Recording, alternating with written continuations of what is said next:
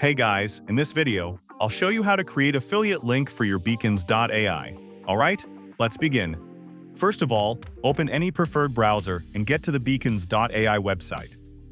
After that, sign into your account, and you will be redirected to the homepage. Here, you just need to get to the Products tab, and you'll see all of the products that you've created.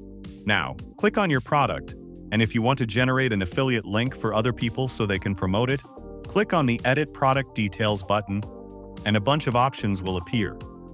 Here, get to the bottom of the list and then click on the Affiliate Share feature.